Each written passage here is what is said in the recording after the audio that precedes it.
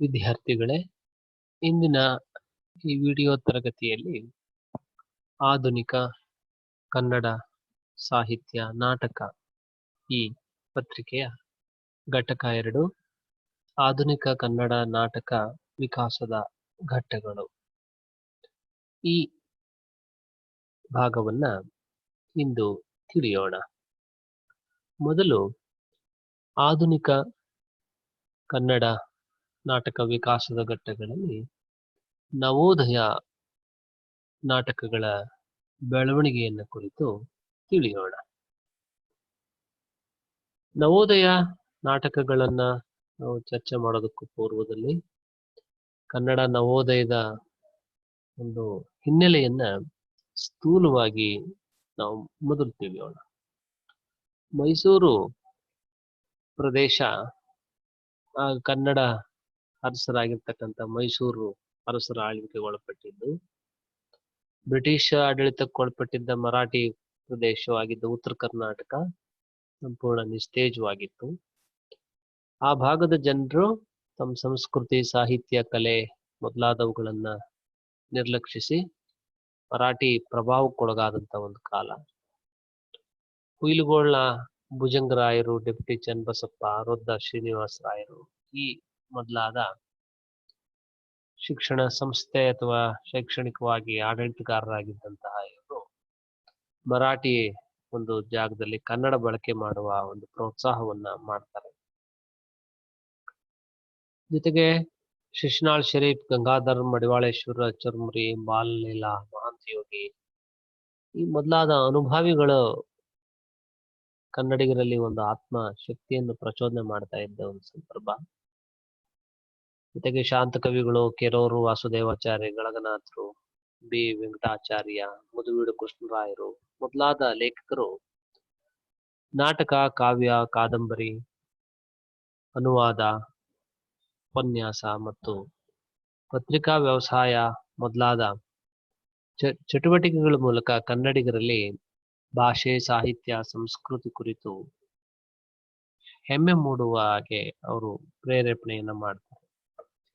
ಇಂಥದ್ದೊಂದು ಹಿನ್ನೆಲೆಯಲ್ಲಿ ನಾವು ಈ ನವೋದಯ ನಾಟಕಗಳನ್ನು ತಿಳಿಯೋಣ. ಬಿ ಎಂ ಶ್ರೀ ಅವರು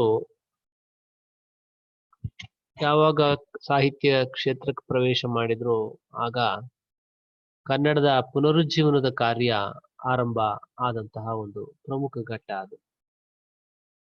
ಅವರ ಇಂಗ್ಲಿಷ್ ಗೀತೆಗಳು ಸಂಕಲನದ ಮೂಲಕ ನವೋದಯ ಕಾವ್ಯಕ್ಕೆ ಮಾದರಿಯಾದಂತಹ ಭಾವಗೀತೆಗಳನ್ನ ಒದಗಿಸಿದ್ದಂತಹ ಶ್ರೀ ಅವರು ಗದಾಯುದ್ಧ ನಾಟಕಂ, ಅಶ್ವತ್ಥಾಮನ್, ಪಾರಸಿಕರು ನಾಟಕಗಳ ಮೂಲಕ ಗ್ರೀಕ್ ಪರಂಪರೆಯ ನಾಟಕಗಳನ್ನ ಕನ್ನಡಕ್ಕೆ ಪರಿಚಯಿಸ್ತಾರೆ. ಅವರು ಶೇಕ್ಸ್ಪಿಯರ್ ಮತ್ತು ಗ್ರೀಕ್ ರುದ್ರ ನಾಟಕಗಳನ್ನ ರಚಿಸಿಲ್ಲವಾದರೂ ಕೂಡ ತಮ್ಮ ರೂಪಾಂತರ ಭಾಷಾಂತರಗಳ ಮೂಲಕ ಒಂದು ಅದ್ಭುತವೆನ್ನಬಹುದಾದ ಮಾದರಿಯನ್ನ ಅವರು ಕಾವ್ಯ ಸಂದರ್ಭಗಳಲ್ಲಿ ಹಿಡಿದ ಹಾಗೆ ನಾಟಕಕ್ಕೂ ಕೊಟ್ಟರು. ಮುಂದೆ Kuvempu, Masti, V Seetharamaiah, C K Venkataramaiah, ಪೂತಿ ನರಸಿಂಹಾಚಾರ್ ಮೊದಲಾದ ನವೋದಯ ಲೇಖಕರು ಬಿ ಎಂ ಶ್ರೀ ಅವರ ನಾಟಕ ಪರಂಪರೆಯನ್ನ ಅತ್ಯಂತ ಸಮರ್ಥವಾಗಿ ಮುಂದುವರಿಸಿದಂತ ಲೇಖಕರು. ಈ ನವೋದಯ ಕನ್ನಡ ಪೌರಾಣಿಕ ನಾಟಕಗಳ ಒಂದು ದುರಂತ ಪರಿಕಲ್ಪನೆಯನ್ನಂತೂ ಸಂಪೂರ್ಣವಾಗಿ ಗದಾಯುದ್ಧ ನಾಟಕ ಮತ್ತು ಅಶ್ವತ್ಥಾಮನ್ ನಾಟಕಗಳ ಪ್ರಭಾವವನ್ನೇ ಅವಲಂಬಿಸಿ ಬೆಳೆದಿರೋದನ್ನು ನಾವು ಕಾಣಬಹುದು. ಮುಂದೆ ಹಲವು ದುರಂತ ನಾಟಕಗಳ ಸೃಷ್ಟಿಗೆ ಇದೇ ಪ್ರೇರಣೆಯನ್ನ ನೀಡಿತು. ಸ್ವತಂತ್ರ ನಾಟಕಗಳನ್ನು ರಚಿಸಿದ ಶ್ರೀ ಅವರು ನಾಟಕಕಾರರಾಗಿ ಮಹತ್ವದ ದಾಖಲೆಗಳನ್ನು ನಿರ್ಮಿಸಿಲ್ವಾದರೂ ಕೂಡ ಒಂದು ಪರಂಪರೆಗೆ ಬುನಾದಿ ಹಾಕಿದ ಶ್ರೇಯಸ್ಸು ಅವರಿಗೆ ಸಲ್ಲುತ್ತೆ. ನವೋದಯ ನಾಟಕಕಾರರ ಅನೇಕರು ವಸ್ತು ಶೈಲಿ ಗಮನಿಸಿದರೆ ಶ್ರೀ ಅವರ ತಮ್ಮ ರೂಪಾಂತರಗಳ ಮೂಲಕ ಅವ್ರನ್ನೆಲ್ಲ ಪ್ರಭಾವಿಸಿದ್ರು ಅನ್ನೋದನ್ನ ನಾವು ಮರೆಯ ಹಾಗಿಲ್ಲ. ಹಾಗಾಗಿ ಆಧುನಿಕ ಕನ್ನಡ ನಾಟಕದಲ್ಲಿ ಸಾಮಾಜಿಕ ವಸ್ತುವಿಗೆ ಒಂದು ದೊರೆತ ಮಹತ್ವ ಮುಂದಿನ ನಾಟಕ ಪರಂಪರೆಯನ್ನ ಗಣನೀಯವಾಗಿ ಅದು ಪ್ರಭಾವಿಸುತ್ತೆ. ಇದು ಕಾರಣ ಕೈಲಾಸಂ ಅವರೇ ಆಧುನಿಕ ಕನ್ನಡ ನಾಟಕಕ್ಕೆ ಮೂಲ ಪುರುಷರಾಗ್ತಾರೆ. ಅಂದ್ರೆ ಆಧುನಿಕ ಕನ್ನಡ ನಾಟಕಗಳಲ್ಲಿ ಸಾಮಾಜಿಕ ವಸ್ತುವಿಗೆ ಯಾವಾಗ ಮಹತ್ವ ಬರುತ್ತೆ, ಅದು ಮತ್ತೆ ಮುಂದೆ ಬಹಳ ದೊಡ್ಡ ಪ್ರಮಾಣದಲ್ಲಿ ಕನ್ನಡ ನಾಟಕ ಪರಂಪರೆಯನ್ನ ಅದು ಪ್ರಭಾವಿಸುತ್ತೆ. ಇದಕ್ಕೆ ಕಾರಣ ಕೈಲಾಸಂ ಅವರು. ಅದಕ್ಕೆ ಅವರನ್ನ ಆಧುನಿಕ ಕನ್ನಡ ನಾಟಕದ ಮೂಲ ಪುರುಷರು ಅಂತ ಹೇಳ್ತಾರೆ. ಇವರಿಗೆ ಕನ್ನಡ ಪ್ರಹಸನ ಪಿತಾಮಹ ಅನ್ನೋ ಒಂದು ಹೆಸರು ಕೂಡ ಇದೆ, ಅದನ್ನು ಗಮನಿಸಬೇಕು. ಕನ್ನಡ ನಾಟಕದ ಉಗಮಕ್ಕೆ ಕಾರಣನಾದ ಪ್ರಮುಖ ಪ್ರೇರಣೆಗಳಲ್ಲಿ ಪಾಶ್ಚಾತ್ಯ ಶಿಕ್ಷಣ, ಕನ್ನಡ ಪುನರುಜ್ಜೀವನ, ನವೋದಯ ಸಾಹಿತ್ಯ ಪರಂಪರೆ ಹಾಗೂ ಈ ಪೌರಾಣಿಕ ವಸ್ತುವಿಗೆ ಮಾತ್ರ ರಂಗಭೂಮಿಯಲ್ಲೇ ಆದ್ಯತೆ ಇದ್ದ ಕಾಲದಲ್ಲಿ ಈ ಸಾಮಾಜಿಕ ವಸ್ತುವಿನ ಹತ್ರ ಕನ್ನಡ ನಾಟಕಕಾರರು ಗಮನ ಹರಿಸಿದ್ದು ಒಂದು ಜೀವನ ವಿಮರ್ಶೆಯ ಸಾಧನವನ್ನಾಗಿ ನಾಟಕ ನೋಡುವ ಅಥವಾ ಅದನ್ನು ರಚನೆ ಮಾಡ್ಲಿಕ್ಕೆ ತೊಡಗಿಸಿದ್ದ ಕಾರಣದಿಂದ. ಹಾಗಾಗಿ ಇದು ಐತಿಹಾಸಿಕವಾಗಿ ತುಂಬಾ ಮಹತ್ವದ್ದು. ಇಂಗ್ಲೆಂಡ್ಗೆ ಹೋಗಿ ಬಂದು ಅಲ್ಲಿ ರಂಗಭೂಮಿಯ ಪರಿಚಯ ಇದ್ದಂತ ಕೈಲಾಸಂ ನಮ್ಮಲ್ಲಿ ಸಾಮಾಜಿಕ ನಾಟಕಗಳ ಪರಂಪರೆಗೆ ಜೀವ ತುಂಬಿದಂತಹ ಲೇಖಕರು. ಹವ್ಯಾಸಿ ರಂಗಭೂಮಿ ವೃತ್ತಿ ರಂಗಭೂಮಿಗೆ ಪ್ರತಿಕ್ರಿಯೆಯಾಗಿ ಉದಯಿಸಿದ್ದು ಕೂಡ ಇದೇ ಕಾರಣದಿಂದ. ಹಾಗಾಗಿ ಕೈಲಾಸಂ ಅವರ ಟೊಳ್ಳುಗಟ್ಟಿ 1919ರಲ್ಲಿ ಪ್ರದರ್ಶನಗೊಂಡ ಬಳಿಕ ಸಾಮಾಜಿಕ ನಾಟಕಗಳಿಗೆ ತುಂಬಾ ಮನ್ನಣೆ ದೊರೆಯುತ್ತೆ. BM ಶ್ರೀ ಅವರ ಪ್ರಯತ್ನದಿಂದ ಈ ಗ್ರೀಕ್ ಮಾದರಿಯ ದುರಂತ ನಾಟಕಗಳನ್ನ ಅವರು ಕನ್ನಡಕ್ಕೆ ಒದಗಿಸಿಕೊಟ್ರು. ಅಶ್ವತ್ಥಾಮನ್ ಪಾತ್ರದಲ್ಲಿ ಒಂದು ದುರಂತದ ಕಲ್ಪನೆಯನ್ನ ಹೊಸದಾಗಿ ಅವರು ಸೃಷ್ಟಿ ಮಾಡ್ತಾರೆ. ಕನ್ನಡದಲ್ಲೇ ದುರಂತ ನಾಟಕಗಳ ಹೊಸ ಸಾಧ್ಯತೆಗಳನ್ನ BM ಶ್ರೀ ತೆರೆದು ತೋರಿಸ್ತಾರೆ. ಸಹಜವಾಗಿಯೇ ಈ ಪ್ರಭಾವ ಕನ್ನಡ ನಾಟಕ ಸಾಹಿತ್ಯದ ಮೇಲಾಗುತ್ತೆ. ಕುವೆಂಪು ಅವರ ಶ್ಮಶಾನ ಕುರುಕ್ಷೇತ್ರ ಇರ್ಬೋದು, ಬೆರಳಿಗೆ ಕೊರಳಿರ್ಬೋದು, ವಿ ಸೀತಾರಾಮಯ್ಯ ಅವರ ಆಗ್ರಹ, CK ವೆಂಕಟರಾಮಯ್ಯ ಅವರ ಮಂಡೋದರಿ, ಗೋವಿಂದ ಪೈ ಅವರ ಹೆಬ್ಬೆರಳು, ಈ ಮೊದಲಾದ ಕೃತಿಗಳನ್ನು ನಾವು ಈ ನಿಟ್ಟಿನಲ್ಲಿ ಹೆಸರಿಸಬಹುದು.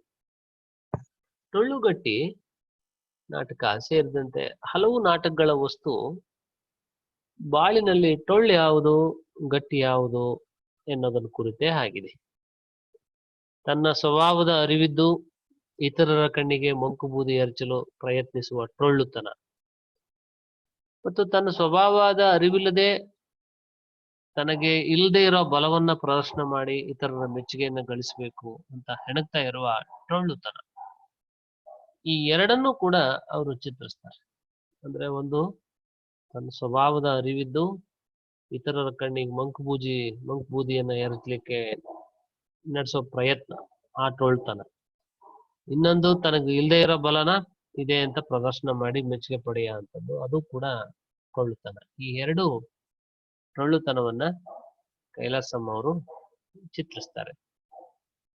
ಈ ಟೊಳ್ಳಿನ ಪೀಠದ ಮುಂದೆ ಅಜ್ಞಾನಿಗಳು ಮಾಡೋ ಆರಾಧನೆನ, ಅಂದ್ರೆ ತಂದೆಯಾದ ಮಕ್ಕಳಲ್ಲಿ ಆರಾಧನಾ ಮನೋಭಾವವನ್ನ ಬಿತ್ತಿ ಶ್ರದ್ಧೆಯಿಂದ ಬೆಳೆಸೋದನ್ನ ಅವರೆಲ್ಲ ಚಿತ್ರಿಸ್ತಾರೆ. ತಾವೇ ಶ್ರೇಷ್ಠ ಅಂತ ಬೀಗುವ ಈ ಟೊಳ್ಳು ಜನರ ಪಕ್ಕದಲ್ಲಿ ಸರಳವಾದ ಮಾನವೀಯತೆಯಿಂದ ತುಂಬಿಕೊಂಡಿರೋ ಸ್ತ್ರೀ ಪುರುಷ ಪಾತ್ರಗಳನ್ನು ನಿಲ್ಲಿಸ್ತಾರೆ. ಸಂಸಾರದಲ್ಲಿ ಹೆಂಡತಿ ಜೀವನ ರೀತಿ, ವಿಧವೆಯ ಕಷ್ಟದ ಬದುಕು, ಇವೆಲ್ಲವನ್ನ ಕೈಲಾಸಂ ಕಂಡು ಮರುಗ್ತಾರೆ. ಮತ್ತು ಆಷಾಢಭೂತಿತನ, ಡೌಲು, ಹಣದಾಸೆ, ಇವರನ್ನೆಲ್ಲ ಹಾಸ್ಯ ಮಾಡ್ತಾರ. ಮತ್ತೆ ಮನುಷ್ಯ ಸ್ವಭಾವದ ಕ್ರೌರ್ಯ, ದುರಾಶೆ, ಮೂರ್ಖತನಗಳ ಒಂದು ಗಂಭೀರವಾದ ಚಿತ್ರಣವನ್ನ ಅವರು ನೀಡ್ತಾರೆ. ಅವರು ಬಂಡವಾಳ ಇಲ್ಲದ ಬಡಾಯಿ, ಅದು ಕೂಡ 1919ರಲ್ಲಿ ಬಂದದ್ದು. ಕೈಲಾಸಂ ಅವರ ಜನಪ್ರಿಯ ನಾಟಕಗಳಲ್ಲಿ ಒಂದು, ತುಂಬಾ ಜಂಬ ಕೊಚ್ಕೊಳ್ಳುವ, ಶಬ್ದಾಡಂಬರ ಪ್ರಿಯ ಆಗಿರ್ತಕ್ಕಂಥ, ಒಬ್ಬನೂ ಕಕ್ಷಿದಾರನೇ ಇಲ್ಲದೆ ಇರ್ತಕ್ಕಂಥ ಒಬ್ಬ ವಕೀಲನ ಸುತ್ತ ಹೆಣದ ಕತೆ ಅದು ಬಂಡವಾಳ ಬಡಾಯಿ.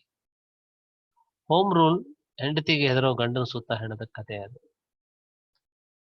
ಅಮ್ಮ ಅವರ ಗಂಡ, ನಮ್ಮ ಕಂಪನಿ, ಇದು ಅಣಕ ನಮ್ಮ ಕಂಪನಿ, ಹುತ್ತದಲ್ಲಿ ಹುತ್ತ, ತಾಳಿ ಕೊಟ್ಟ ಕೂಲಿನೇ, ಕೂಲಿ ಕಿಟ್ಟಿ, ಈ ನಾಟಕಗಳನ್ನ ಇದೇ ನಿಟ್ಟಿನಲ್ಲಿ ನಾವು ಗಮನಿಸಬಹುದು. ಕೈಲಾಸಂ ತುಂಬಾ ಗಂಭೀರವಾದ ವಿಷಯಗಳನ್ನು ಕುರಿತು ನಾಟಕ ಬರೆದು, ಬಹಿಷ್ಕಾರ, ಸೂಳೆ ಮೊದಲಾದವುಗಳನ್ನ ನಾವು ಗಮನಿಸ್ಬೇಕು. ನಮ್ಮ ಸಮಾಜದ ರೋಗಗಳನ್ನ ಅವರು ತೋರಿಸುವ ಪ್ರಯತ್ನ ಮಾಡಿದ್ರು ಕೂಡ ಆಳವಾದ ವಿಚಾರವನ್ನು ಗ್ರಹಿಸೋದು, ಸಮಸ್ಯೆಯ ಸಂಕೀರ್ಣವನ್ನ ಕಟ್ಟಿಕೊಡೋದಿರ್ಬೋದು, ಅಥವಾ ಅತ್ಯಂತ ತೀವ್ರ ವಿಚಾರ ಧಾರೆಯಲ್ಲಿ ಕಂಡು ಬರೋದಿಲ್ಲ. ಹಾಗಾಗಿ ಕೈಲಾಸಂ ಗಂಭೀರವಾದ ಸಮಸ್ಯೆಗಳನ್ನು ಎತ್ಕೊಂಡು ಆ ಮಾತಿನ ಪ್ರವಾಹದಲ್ಲಿ ಆ ಸಮಸ್ಯೆಗಿರುವ ಗಾಂಭೀರ್ಯತೆಯನ್ನ ಮರೆತು ಬಿಡೋ ಅಂತ ಅಪಾಯ ಇದೆ. ಆದ್ರೂ ಚಾರಿತ್ರಿಕವಾಗಿ ಕೈಲಾಸಂ ಅವರ ನಾಟಕಗಳಿಗೆ ತುಂಬಾ ಮಹತ್ವ ಇದೆ. ಹಲವು ರೀತಿಗಳಲ್ಲಿ ನಾಟಕವನ್ನ ಜನಸಾಮಾನ್ಯರ ಬಳಿಗೆ ತಂದವರು. ರಂಗಭೂಮಿಯನ್ನ ಒಂದು ವಿಚಾರದ ರಂಗಭೂಮಿಯನ್ನಾಗಿ ಮಾಡಲು ಪ್ರಯತ್ನಿಸಿದಂಥವರು. ವೃತ್ತಿ ನಟರು ಚಲನಚಿತ್ರ ಸ್ಪರ್ಧೆಯಿಂದ ಹೊಸ ಸಮಸ್ಯೆಯನ್ನ ಎದುರಿಸ್ತಿದ್ದಾಗ ಕೆಲವರೆಲ್ಲ ಹವ್ಯಾಸಿ ನಟರು ಹೆಚ್ಚು ರಂಗಸಜ್ಜಿಕೆಗಳೇ ಇಲ್ಲದೆ ಇರತಕ್ಕಂತ ಸುಲಭ ಸರಳವಾಗಿ ಅಭಿನಯಿಸಬಹುದಾದ ನಾಟಕಗಳನ್ನ ರಚಿಸಿ ಕನ್ನಡ ನಾಟಕ ಮತ್ತು ರಂಗಮಂದಿರಗಳ ಉಳಿವಿಗೆ ಕೈಲಾಸಂ ನೆರವಾದ್ರು ಅನ್ನುವಂಥದ್ದು ಗಮನಿಸಬೇಕಾದದ್ದು. ಕೈಲಾಸಂ ಅವರ ಜೊತೆಗೆ ಸಂಸ ಕೂಡ ಕನ್ನಡ ನಾಟಕ ಪರಂಪರೆಯನ್ನ ಪ್ರಾರಂಭಿಸಿದವರು. ಆದರೆ ಕೈಲಾಸಂ ಪ್ರಮುಖವಾಗಿ ಸಾಮಾಜಿಕ ಸಮಸ್ಯೆಗಳನ್ನ ತಮ್ಮ ನಾಟಕಗಳಲ್ಲಿ ಚಿತ್ರಿಸುವ ಪ್ರಯತ್ನ ಮಾಡಿದ್ರೆ ಸಂಸರು ಐತಿಹಾಸಿಕ ವಸ್ತುವಿನ ಮೊರೆ ಹೋಗ್ತಾರೆ. ಸುಮಾರು 23 ನಾಟಕಗಳನ್ನ ಬರೆದಿದ್ದಾರೆ ಅಂತ ಹೇಳಲಾಗುತ್ತೆ. ಆದ್ರೆ ನಮಗೆ ಲಭ್ಯ ಇರೋದು ಕೇವಲ 6 ನಾಟಕಗಳು ಮಾತ್ರ ಸಂಸ ಅವರು ಬರೆದದ್ದು. ಅವೆಲ್ಲವೂ ಮೈಸೂರು ಅರಸಿಗೆ ಸಂಬಂಧಪಟ್ಟಂತ ನಾಟಕಗಳು. ಸಂಸರು ಸಂಸ್ಕೃತ ನಾಟಕ ಪರಂಪರೆ ಮತ್ತು ಶೇಕ್ಸ್ಪಿಯರ್ ನಾಟಕಗಳ ಪ್ರಭಾವಕ್ಕೆ ಒಳಗಾದ್ರೂ ಈ ಪಾತ್ರದ ರಚನೆ ಮತ್ತು ಸಂಭಾಷಣೆಯ ಚಾತುರ್ಯದಲ್ಲಿ ತಮ್ಮದೇ ಆದ ಒಂದು ವಿಶಿಷ್ಟತೆಯನ್ನ ಅವರು ಈ ನಾಟಕಗಳಲ್ಲಿ ಮೆರೆದಿರೋದನ್ನ ನಾವು ಕಾಣ್ಬೋದು. ಕನ್ನಡಕ್ಕೆ ಚಾರಿತ್ರಿಕ ನಾಟಕಗಳ ಒಂದು ರಚನಾ ತಂತ್ರವನ್ನ ನೀಡಿದ್ದು ಸಂಸ ಅವರ ಬಹಳ ದೊಡ್ಡ ಕೊಡುಗೆ. ಜೊತೆಗೆ ಈ ರಂಗಭೂಮಿಯ ನೇರ ಸಂಪರ್ಕ ಅವ್ರಿಗೆ ಕೆಲ ಮಟ್ಟಿಗೆ ದೊರಕಿದ್ದು ಕೂಡ ಒಂದು ಅದ್ಭುತವಾದ ರಂಗಪ್ರಜ್ಞೆ ಅವ್ರ ನಾಟಕಗಳಲ್ಲಿ ಇರೋದನ್ನು ಕಾಣಬಹುದು. ವಿಗಡ ವಿಕ್ರಮರಾಯ, ಬಿರುದಂತೆಂಬರಗಂಡ, ಸುಗುಣ ಗಂಭೀರ, ಬೆಟ್ಟದರಸು, ವಿಜಯ ನಾರಸಿಂಹ, ಮಂತ್ರಶಕ್ತಿ. ಈ ನಾಟಕಗಳಲ್ಲಿ ವಿಗಡ ವಿಕ್ರಮರಾಯ ಸಂಸರ ಅತ್ಯುತ್ತಮ ಒಂದು ನಾಟಕ. ವಿಕ್ರಮರಾಯನ ಪಾತ್ರ ಚಿತ್ರಣದಲ್ಲಿ ಸಂಸರ ಪ್ರತಿಭೆ ಅಸಾಧಾರಣವಾಗಿ ಕೆಲಸ ಮಾಡಿರೋದನ್ನ ನಾವು ಕಾಣ್ಬೋದು. ವೇಗದ ಕಥಾ ನಿರೂಪಣೆ, ಬಹಳ ಮೂರ್ತಿವೆತ್ತಂತೆ ಸ್ಪಷ್ಟವಾಗಿ ಕಟೆದಿರಿಸಿರೋ ಪಾತ್ರ ಚಿತ್ರಣಗಳು, ಸತ್ವಯುತ ಸಂಭಾಷಣೆಗಳು, ಸ್ವಾರಸ್ಯಕರವಾದ ಘಟನೆಗಳು, ಇವೆಲ್ಲದರಿಂದ ಸಂಸರ ನಾಟಕಗಳು ಉತ್ತಮ ಅಂತ ಅನಿಸ್ಕೊಳ್ತವೆ. ಇನ್ನು ನವೋದಯದಲ್ಲಿ ಅಥವಾ ಆ ಕಾಲಘಟ್ಟದಲ್ಲೇ ಗಮನಿಸಬಹುದಾದಂತಹ ನಾಟಕಕಾರರನ್ನು ಗುರುತಿಸಿ ಚರ್ಚೆ ಮಾಡೋದಾದ್ರೆ ಶ್ರೀರಂಗರ ಹರಿಜನ್ಮಾರ, ಉದರ ವೈರಾಗ್ಯ, ಮುಕ್ಕಣ್ಣನ ವಿರಾಟ್ ಪುರುಷ, ಸಂಸಾರಿಕ ಕಂಸ, ನಿರುತ್ತರ ಕುಮಾರ, ಶೋಕಚಕ್ರ, ಕೇಳು ಜನಮೇಜಯ, ಜರಾಸಂಧಿ, ಜೀವನ ಜೋಕಾಲಿ,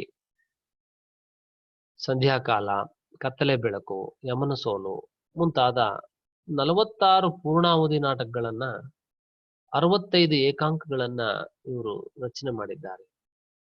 ಹಾಗೆ ನೋಡಿದ್ರೆ ಕೈಲಾಸಂ ಅವ್ರಿಗಿಂತ ಶ್ರೀರಂಗರ ನಾಟಕಗಳಲ್ಲಿ ಈ ಜೀವನ ವಿಮರ್ಶೆ ಹೆಚ್ಚಿರೋದನ್ನ ನಾವು ಕಾಣಬಹುದು. ಹಾಗಾಗಿ ನಾಟಕ ಇವರಿಗೆ ಜೀವನ ವಿಮರ್ಶೆಯ ಒಂದು ಮಾಧ್ಯಮವಾಗಿ ಶ್ರೀರಂಗರು ಅದನ್ನು ರೂಪಿಸಿಕೊಂಡಿರೋದನ್ನ ನಾವು ಗುರುತಿಸಬಹುದು. ಶ್ರೀರಂಗರಲ್ಲಿ ಸಮಸ್ಯೆ ಹೆಚ್ಚು ಪ್ರಾಮುಖ್ಯತೆಯನ್ನ ಪಡೆಯುತ್ತೆ. ಅವರು ಹಾಸ್ಯವನ್ನ ಟೀಕೆಯ ಒಂದು ಅಸ್ತ್ರವನ್ನಾಗಿ ಉಪಯೋಗಿಸ್ತಾರೆ. ಕೈಲಾಸಂ ಅವರ ಹಾಸ್ಯಕ್ಕೆ ನಿರುದ್ದೇಶವಾದ ಒಂದು ಸ್ವೈರ ಸಂಚಾರ ಇದೆ. ಶ್ರೀರಂಗರ ಹಾಸ್ಯಕ್ಕೆ ವಿಮರ್ಶೆಯ ಪ್ರಬಲವಾದ ಉದ್ದೇಶ ಮತ್ತು ಪ್ರೇರಕ ಶಕ್ತಿಯಾಗಿರೋದನ್ನ ನಾವು ಕಾಣ್ತೇವೆ. ಬುದ್ಧಿವಂತಿಕೆ ಇವರಲ್ಲಿ ಭಾವನೆಯಷ್ಟೇ ಉತ್ಕಟವಾಗಿದೆ. ಅಜ್ಞಾನದ ಎಳ್ಳಷ್ಟು ಸಹನೆ ಅಂದ್ರೆ ಅಜ್ಞಾನದ ಬಗ್ಗೆ ಎಳ್ಳಷ್ಟು ಸಹನೆ ಇರದೇ ಇರತಕ್ಕಂಥ ಶ್ರೀರಂಗರು ಸಮಾಜದ ಪುನರ್ ನಿರ್ಮಾಣದ ಅವಶ್ಯಕತೆಯನ್ನ ಮತ್ತೆ ಹೇಳ ಹೊರಡ್ತಾರೆ. ಈ ಬಗೆಯ ಒಂದು ಆಕ್ರೋಶ, ರೊಚ್ಚೆ ಅವರ ಪ್ರತಿ ನಾಟಕದ ಒಂದು ಮೂಲ ಭಾವ ಅಂತ ಕಾಣ. ಒಟ್ಟಾಗಿ ಶ್ರೀರಂಗ ನಾಟಕಗಳನ್ನು ಸಮೀಕ್ಷೆ ಮಾಡಿದಾಗ ಅದು ಪ್ರಮಾಣ, ವೈವಿಧ್ಯ, ರಂಗಪ್ರಯೋಗ, ಧೀರತೆ ತುಂಬಾ ಅಚ್ಚರಿ ಅಂತ ಅನ್ಸುತ್ತೆ. ಯಾಕಂದ್ರೆ ಏಕಾಂಕಗಳು, ಪೂರ್ಣ ಪ್ರಮಾಣ ನಾಟಕ ಸೇರಿ 100ಕ್ಕೂ ಹೆಚ್ಚು ನಾಟಕ ಕಡಿಮೆ ಸಾಧನೆ ಏನಲ್ಲ. ಆದ್ರೆ ನಾಟಕ ಮಾಧ್ಯಮ ಏನನ್ನ ಸಂವಹನ ಮಾಡಬಲ್ದು ಅನ್ನೋದನ್ನೆಲ್ಲ ಪ್ರಯೋಗ ಮಾಡ್ತಾರೆ. ರಂಗಭೂಮಿಯ ತಂತ್ರದಲ್ಲಿ ಅನೇಕ ಬದಲಾವಣೆ ಪ್ರಯೋಗಗಳನ್ನು ಮಾಡ್ತಾರೆ. ಆದ್ರೆ ಅವರ ಬಹುಪಾಲು ನಾಟಕಗಳಲ್ಲಿ ಒಂದು ವಿಷಣ್ಣತೆ ತುಂಬಿದಂಗಿದೆ. ಅಂದ್ರೆ ಎಲ್ಲ ದುರ್ಬಲ ನಾಯಕರು ಇದ್ದಾರೆ. ಮತ್ತೆ ಏನೋ ಒಂದು ಬದುಕಿನಲ್ಲಿ ಭರವಸೆಯೇ ಇವ್ರ ನಾಟಕಗಳಲ್ಲಿ ನಮಗೆ ಕಾಣ ಸಿಗೋದಿಲ್ಲ. ಇನ್ನು ಬೇಂದ್ರೆ ಅವರ ಉದ್ಧಾರ, ನಗೆಯ ಹೊಗೆ, ಹೊಸ ಸಂಸಾರ, ಜಾತ್ರೆ, ಇದು ಏಕಾಂಕ. ಈ ನಾಟಕಗಳು ಕಲೆಯ ದೃಷ್ಟಿಯಿಂದ ಗಮನಾರ್ಹವಾಗಿರ್ತಕ್ಕಂಥವು. ಮೊದಲ 2 ದುರಂತ ಪ್ರಯೋಗಗಳು, ಉದ್ಧಾರ, ನಗೆಯ ಹೊಗೆ ಇವೆಲ್ಲ. ನಂತರದ್ದು ಅದೊಂದು ಗಂಭೀರ ಸುಕುಮಾರ ಪ್ರಯೋಗ. ಕಾರಂತರ ಗರ್ಭಗುಡಿ ಅದು ತನ್ನ ವಿಡಂಬನದಿಂದಾಗಿ ಶ್ರೀರಂಗರ ಮಾದರಿಯ ನಾಟಕ ಅಂತ ಅನ್ಸ್ಕೊಳ್ಳುತ್ತೆ. ಹೀಗೆ ವಾಸ್ತವ ಮಾರ್ಗದ ನಾಟಕ ಸಂಪ್ರದಾಯವನ್ನ ಕೆಲವು ಮಹತ್ವದ ನಾಟಕಕಾರರು ರೂಪಿಸಿ ಅದಕ್ಕೆ ಒಂದು ಮಹತ್ವದ ಸ್ಥಾನವನ್ನ ಕಲ್ಪಿಸಿ ಕೊಟ್ಟಿದ್ದಾರೆ ಅಂತ ಹೇಳ್ಬೋದು. ಕೈಲಾಸಂ ಒಂದು ವರ್ಗದ ಜೀವನವನ್ನ ಮಾತ್ರ ರಂಗಕ್ಕೆ ತಂದರು. ಶ್ರೀರಂಗ ಬೇಂದ್ರೆ ಅವರು ಅಂದ್ರೆ ಆ ಕಡೆ ಉತ್ತರ ಕರ್ನಾಟಕದ ಮಧ್ಯಮ ವರ್ಗ, ಹಳ್ಳಿಗಾಡಿನ ಜೀವನವನ್ನ ನಿರೂಪಿಸುವ ಅನೇಕ ನಾಟಕಗಳನ್ನು ಬರೆದರು. ಕಾರಂತರ ಕಾದಂಬರಿಗಳಲ್ಲಿ ಪ್ರಾದೇಶಿಕತೆ ಅಂದ್ರೆ ಅವರ ಕಾದಂಬರಿಗಳಲ್ಲಿ ಕಂಡು ಬರುವಂತ ಪ್ರಾದೇಶಿಕತೆ ನಾಟಕಗಳಲ್ಲಿ ಕಾಣೋದಿಲ್ಲ. ಹಾಗೆ ಕೆಲವರು ಹೇಳೋ ಹಾಗೆ ಕುವೆಂಪು ಮನಸ್ಸು ಮಾಡಿದ್ರೆ ಮಲೆನಾಡಿನ ಬಣ್ಣ ಬಣ್ಣದ ಬದುಕನ್ನ ನಾಟಕೀಯವಾಗಿ ಚಿತ್ರಿಸಬಹುದಿತ್ತು. ಆದ್ರೆ ಕುವೆಂಪು ಅವರು ನಾಟಕಗಳನ್ನ ಅವರು ರೂಪಿಸಿದ ಕ್ರಮ, ರಚನೆ, ಹಿನ್ನೆಲೆಯೇ ಬೇರೆ ಇದ್ದಂಗೆ ಕಾಣುತ್ತೆ. ಅವರ ಕಾನೀನ, ಚಂದ್ರಹಾಸ, ಜಲಗಾರ, ಬಲಿದಾನ, ಬಿರುಗಾಳಿ, ಬೆರಳಿಗೆ ಕೊರಳು, ಮಹಾರಾತ್ರಿ, ಯಮನಸೋಲು, ರಕ್ತಾಕ್ಷಿ, ವಾಲ್ಮೀಕಿಯ ಭಾಗ್ಯ, ಶೂದ್ರ ತಪಸ್ವಿ, ಶ್ಮಶಾನ, ಕುರುಕ್ಷೇತ್ರ, ಈ ಎಲ್ಲ ನಾಟಕಗಳಲ್ಲೂ ಕೂಡ ನಾವು ಮಲೆನಾಡಿನ ಚಿತ್ರಣ ಅನ್ನೋದಕ್ಕಿಂತ ಅವರ ವೈಚಾರಿಕತೆಯನ್ನ ಅಲ್ಲಿ ಪ್ರತಿಬಿಂಬಿಸೋ ಪ್ರಯತ್ನ ಮಾಡಿದ್ದಾರೆ. ವಿಶೇಷವಾಗಿ ಅವರ ಬೆರಳಿಗೆ ಕೊರಳು ಅನ್ನುವಂಥದ್ದು ಇರ್ಬೋದು, ಜಲಗಾರ ಅನ್ನೋ ನಾಟಕ, ಶೂದ್ರ ತಪಸ್ವಿ ಈ ನಾಟಕಗಳನ್ನ ವಿಶೇಷವಾಗಿ ಗಮನಿಸಬಹುದು. ಇನ್ನು ಪೂತಿನ ಅವರ ನಾಟಕಗಳಲ್ಲಿ ಅಹಲ್ಯೆ, ಗೋಕುಲ ನಿರ್ಗಮನ, ಶಬರಿ, ಕವಿ ಮತ್ತು ದೋಣಿಯ ಬಿನದ, ವಿಕಟಕವಿ ವಿಜಯ, ಹಂಸದಮಯಂತಿ ಮತ್ತು ಇತರ ರೂಪಗಳು, ಶ್ರೀರಾಮ ಪಟ್ಟಾಭಿಷೇಕ, ಸತ್ಯಾಯನ ಹರಿಶ್ಚಂದ್ರ, ಜಾಹ್ನವಿಗೆ ಜೋಡಿ ದೀವಿಗೆ ಇತ್ಯಾದಿ. ಮಾಸ್ತಿಯವರ ನಾಟಕಗಳನ್ನು ಗಮನಿಸಿದರೆ ಶಾಂತ, ಸಾವಿತ್ರಿ, ಉಷಾ, ತಾಳಿಕೋಟೆ, ಮಂಜುಳಾ, ಶಿವಛತ್ರಪತಿ, ಯಶೋಧರ, ತಿರುಪಾಣಿ, ಎಸ್ ಇವು ಜೊತೆಗೆ ಅವರ ಬಹಳ ಮುಖ್ಯವಾದ ಒಂದು ನಾಟಕ ಕಾಕನಕೋಟೆ. ಈ ಶಾಂತದಿಂದ ತಿರುಪಾಣಿ ವರೆಗಿನ ನಾಟಕಗಳು ಆರಂಭದ ನಾಟಕಗಳು ಅಂತ ಇಟ್ಕೊಂಡ್ರೆ ಬಹಳ ಪ್ರಸಿದ್ಧವಾದ ನಾಟಕ ಕಾಕನಕೋಟೆ. ಜಿ.ಬಿ. ಜೋಶಿ ಅವರ ಕದಡಿದ ನೀರು, ಮೂಕಬಲಿ, ಸತ್ತವರ ನೆರಳು, ನಾನೇ ಬಿಜ್ಜಳ ಈ ಸತ್ವಶಾಲಿ ನಾಟಕಗಳನ್ನ ರಚನೆ ಮಾಡಿದ್ದಾರೆ. ಇವುಗಳಲ್ಲಿ ಕೆಲವು ಭಿನ್ನ ಭಾಷೆಯ ನಾಟಕಗಳ ಅಳವಡಿಕೆಯಾಗಿದ್ರು ಕೂಡ ಉತ್ತರ ಕರ್ನಾಟಕದ ಆಡು ಮಾತನ್ನು ಬಳಸಿಕೊಂಡು ನಾಟಕ ಕಟ್ಟುವ ಒಂದು ಶೈಲಿ ಅವ್ರಿಗೆ ಕರಗತವಾದಂಗೆ ಕಾಣುತ್ತೆ. ಕುರ್ತಕೋಟಿಯವರ ಆಮನೆ ಈ ಜಡಭರತರ ಗುಂಪಿಗೆ ಸೇರುವಂತ ಒಂದು ನಾಟಕ ಅಂತ ನಾವು ಹೇಳ್ಬಹುದು. ಹೀಗೆ ಆಧುನಿಕ ಕನ್ನಡ ನಾಟಕ ಇಂಗ್ಲಿಷ್ ಸಾಹಿತ್ಯ ಮತ್ತು ಪಾಶ್ಚಾತ್ಯ ವಿಚಾರಧಾರೆಗಳಿಂದ ನೇರವಾಗಿ ಪ್ರಭಾವಗೊಂಡಿದ್ರು ಅದರ ಮೂಲಭೂತ ಸತ್ವ ಮಾತ್ರ ಭಾರತೀಯವಾದುದು ಅನ್ನೋದನ್ನು ಗಮನಿಸಬೇಕು. ವಸ್ತು ಯಾವುದೇ ಇರಲಿ, ಈ ರಾಷ್ಟ್ರೀಯತೆಯ ಪ್ರೇರಣೆ ಇಲ್ಲಿರೋದನ್ನ ನಾವು ಸೂಕ್ಷ್ಮವಾಗಿ ಗುರುತಿಸಬಹುದು. ಮತ್ತು ಆಧುನಿಕ ಸಾಹಿತ್ಯದ ಗುರಿ ಈಗಾಗಲೇ ವಿಮರ್ಶಕರು ಗುರುತಿಸಿರೋ ಹಾಗೆ ಬದುಕನ್ನ ಆದರ್ಶೀಕರಿಸದೆ, ವೈಭವೀಕರಿಸದೆ, ಯಥಾವತ್ತಾಗಿ ಅದರ ಸಮಸ್ಯೆಗಳ ಸಮೇತ ಚಿತ್ರಿಸಬೇಕು ಅನ್ನೋದು ಆಗಿದೆ. ಅದರಂತೆಯೇ ಆಧುನಿಕ ದರ್ಶನ ತನಗೆ ಅನುಗುಣವಾದ ಅಭಿವ್ಯಕ್ತಿಯನ್ನು ಗಳಿಸಿಕೊಂಡದ್ದು ಮತ್ತು ಪರಂಪರೆಯ ಕಡೆ ಬೆನ್ನು ತಿರುಗಿಸದೆ ಅದನ್ನ ಹೊಸತರ ಜೊತೆಗೆ ಸಮನ್ವಯಿಸಿದ್ದು ಇದೆಯಲ್ಲ, ಇದನ್ನ ನಾವು ಬಹಳ ಸ್ಪಷ್ಟವಾಗಿ ಕನ್ನಡ ನವೋದಯ ನಾಟಕಗಳಲ್ಲಿ ಕಾಣಬಹುದು. ಮುಖ್ಯವಾಗಿ ಗಮನಿಸಿ, ನಾವು ಏನು ಆಧುನಿಕ ಸಾಹಿತ್ಯ ಅಂತ ಕರಿತಾ ಇದ್ದೇವೆ, ಬದುಕನ್ನ ಆದರ್ಶೀಕರಿಸದೆ, ವೈಭವೀಕರಿಸದೆ, ಯಥಾವತ್ತಾಗಿ ಅದರ ಸಮಸ್ಯೆಗಳ ಸಮೇತ ಚಿತ್ರಿಸಬೇಕು ಅನ್ನೋದು ಆಧುನಿಕ ಸಾಹಿತ್ಯದ ಗುರಿ. ಮತ್ತೆ ಆಧುನಿಕ ದರ್ಶನವನ್ನ ಅಭಿವ್ಯಕ್ತಿಸ್ಲಿಕ್ಕೆ ಮತ್ತು ಪರಂಪರೆಯ ಕಡೆ ಬೆನ್ನು ಮಾಡಿ ನಿಲ್ಲೋದ್ರ ಬದಲು ಅದನ್ನ ಮುಖಾಮುಖಿಯಾಗಿ ಹೊಸರ ಜೊತೆಗೆ ಅದನ್ನು ಸಮನ್ವಯ ಮಾಡುವಂತ ರೂಪದ ಒಳಗಡೆ ಈ ಕನ್ನಡ ನವೋದಯ ನಾಟಕಗಳನ್ನ ನಾವು ಕಾಣ್ತೇವೆ. ಇದಕ್ಕೆ ನೀವು ಬೇಂದ್ರೆ ಮಾಸ್ತಿ ಅವರು, ಕುವೆಂಪು ಅವ್ರ ನಾಟಕಗಳಲ್ಲಿ ನೀವು ಈ ಸಂಗತಿಯನ್ನ ಕಾಣಬಹುದು ಅನ್ಸುತ್ತೆ. ಇದು ನವೋದಯ ನಾಟಕಗಳು. ನಂತರ ಈ ಘಟಕದ ಇನ್ನೊಂದು ಮುಖ್ಯ ಭಾಗ ನವ್ಯ ಅಸಂಗತ ರಂಗಭೂಮಿಯ ಪ್ರಭಾವ ಪ್ರೇರಣೆಗಳು. ನವ್ಯ ನಾಟಕಗಳು ವಿಶೇಷವಾಗಿ ಈ ಅಸಂಗತ ರಂಗಭೂಮಿಯ ಪ್ರಭಾವ ಮತ್ತು ಪ್ರೇರಣೆಗಳಿಂದ ಹೇಗೆ ಬೆಳೆದು ಬಂದಿದೆ ಅನ್ನೋದನ್ನ ಈ ಚರ್ಚೆ ಮಾಡಬಹುದು. ಹೊಸಗನ್ನಡ ಸಾಹಿತ್ಯದಲ್ಲಿ ಅರ್ಥಪೂರ್ಣವಾದ ಸಾಹಿತ್ಯ ನಿರ್ಮಾಣಕ್ಕೆ ಕಾರಣವಾದ ಸಾಹಿತ್ಯ ಚಳುವಳಿಗಳಲ್ಲಿ ನವೋದಯ, ಪ್ರಗತಿಶೀಲ ಮತ್ತು ನವ್ಯ ಸಂಪ್ರದಾಯಗಳಿಗೆ ಒಂದು ಚಾರಿತ್ರಿಕವಾದ ಮಹತ್ವ ಇದೆ. ಪ್ರಗತಿಶೀಲ ಚಳುವಳಿಯ ಪ್ರಭಾವ ಕನ್ನಡ ನಾಟಕ ಸಾಹಿತ್ಯವನ್ನ ತುಂಬಾ ಗಮನಾರ್ಹವಾಗಿ ಅದು ವ್ಯಾಪಿಸಿಕೊಳ್ಳಲಿಲ್ಲ. ಆದ್ರೆ ನವೋದಯ ಮತ್ತು ನವ್ಯ ಪರಂಪರೆಗಳು ಎರಡು ಆಧುನಿಕ ಕನ್ನಡ ನಾಟಕವನ್ನ ರೂಪಿಸಿವೆ ಅಂತ ಹೇಳ್ಬೋದು.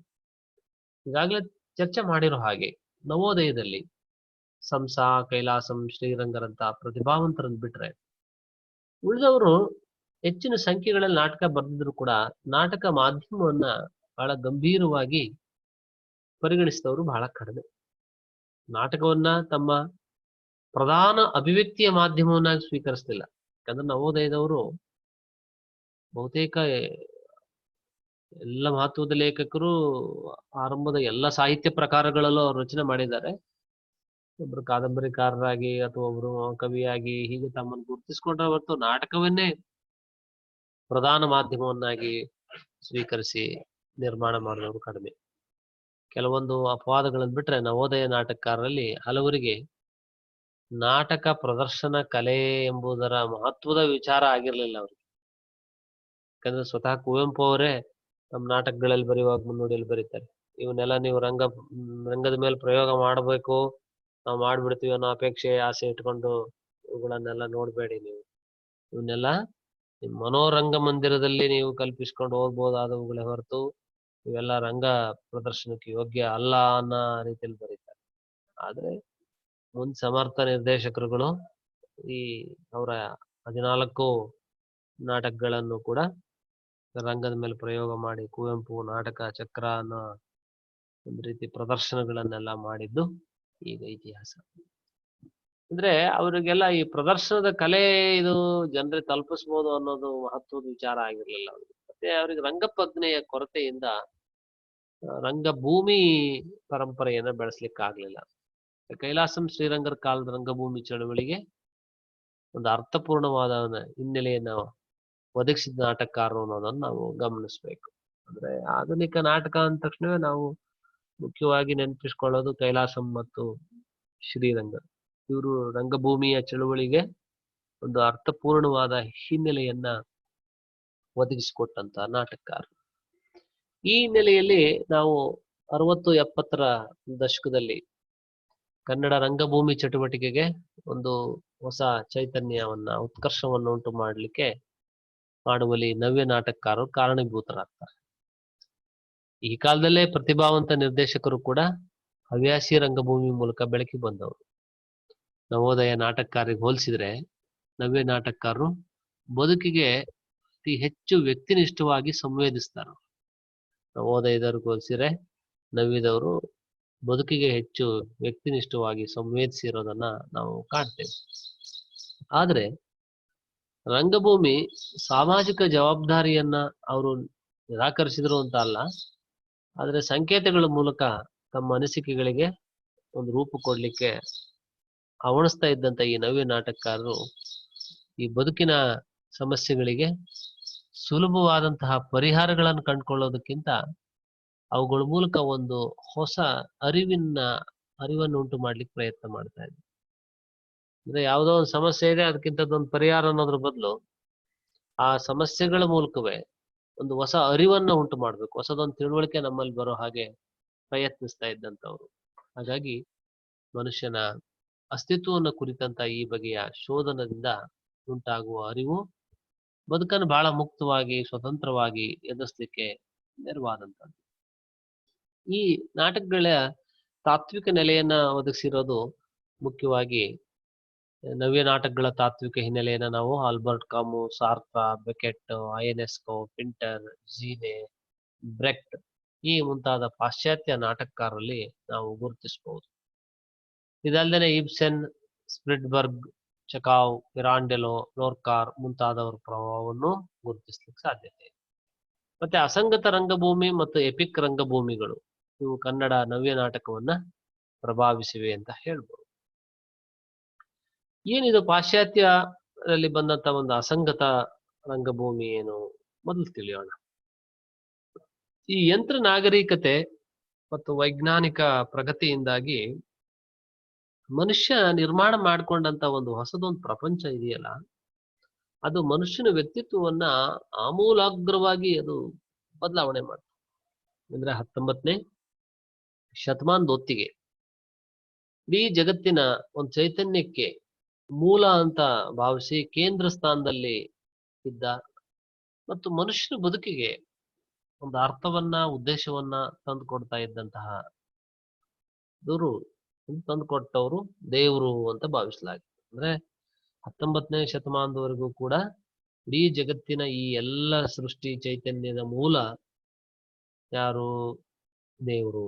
ಮತ್ತು ಮನುಷ್ಯನ ಬದುಕು, ಅವನಿಗೆ ಅರ್ಥ, ಅವನ ಉದ್ದೇಶ ಎಲ್ಲ ತಂದುಕೊಡೋ ಒಂದು ದೈವ ಅಂತ ಭಾವಿಸಿದ್ರು. ಯಾವಾಗ ವೈಜ್ಞಾನಿಕ ಮತ್ತು ಯಂತ್ರ ನಾಗರಿಕತೆಗಳು ಬೆಳವಣಿಗೆ ಆದವು, ಆಗ ದೇವರ ಅಸ್ತಿತ್ವವನ್ನು ಕುರಿತು ಸಂದೇಹಗಳು ಶುರುವಾದವು. ನಿಮಗೆ ತಿಳಿದಿರೋ ಹಾಗೆ ತತ್ವಜ್ಞಾನಿ ನೀಶೆ ದೇವರ ಸಾವನ್ನ ಅಧಿಕೃತವಾಗಿ ಘೋಷಣೆ ಮಾಡ್ಬಿಡ್ತಾರೆ. ಅಂದ್ರೆ ದೇವರು ಸತ್ತ ಅಂತೇಳಿ ಅದನ್ನ ಘೋಷಣೆ ಮಾಡೋದನ್ನ ನಾವು ಗಮನಿಸ್ತೇವೆ. ಅಂದ್ರೆ 20ನೇ ಶತಮಾನದ ಅದ್ರ ಜೊತೆಗೆ ಇನ್ನೊಂದು ಗಮನಿಸಬೇಕಾದ 20ನೇ ಶತಮಾನದ ಮೊದಲ ಭಾಗದಲ್ಲಿ 2 ಮಹಾಯುದ್ಧಗಳು ಜರುಗುತ್ತವೆ. ಈ ಮಹಾಯುದ್ಧಗಳು ಮನುಷ್ಯನ ಜೀವನ ಶ್ರದ್ಧೆಯನ್ನೇ ಬುಡಮೇಲು ಮಾಡಿಬಿಟ್ಟು, ಅಂದ್ರೆ ಇಲ್ಲಿವರೆಗೂ ಬದುಕಿಗೆ ಯಾವ ನಂಬಿಕೆಯನ್ನು ಇಟ್ಕೊಂಡು ಶ್ರದ್ಧೆಯಿಂದ ಅದನ್ನ ಬಾಳ್ವೆ ಮಾಡ್ತಾ ಇದ್ದ, ಅದು ಬುಡಮೇಲಾಯ್ತು. ಯಾಕಂದ್ರೆ ದೇವರು ಅಲ್ಲಿ ಇಲ್ಲ, ದೇವರು ಬಗ್ಗೆ ಅನುಮಾನಗಳು ಉಟ್ಕೊಂಡಾಗ ಏನಾಯ್ತು, ಅದ್ರ ಜಾಗದಲ್ಲಿ ಬೇರೆ ಏನಾದ್ರೂ ಒಂದು ಶ್ರದ್ಧೆಯನ್ನ ತಂದಿಟ್ಕೋಬೇಕು. ಅದಕ್ಕೆ ಏನೆಲ್ಲ ಪ್ರಯತ್ನ ಮಾಡಿ ವಿಫಲನಾಗಿ ಅಂತಿಮವಾಗಿ ಈ ಮನುಷ್ಯನ ಬದುಕು ಇದೊಂದು ಉದ್ದೇಶ ರಹಿತ ಅನ್ನೋದು ಮನವರಿಕೆ ಆಯ್ತು. ಅಂದ್ರೆ ಮಾನವನ ಬದುಕು ಉದ್ದೇಶ ರಹಿತವಾದದ್ದು.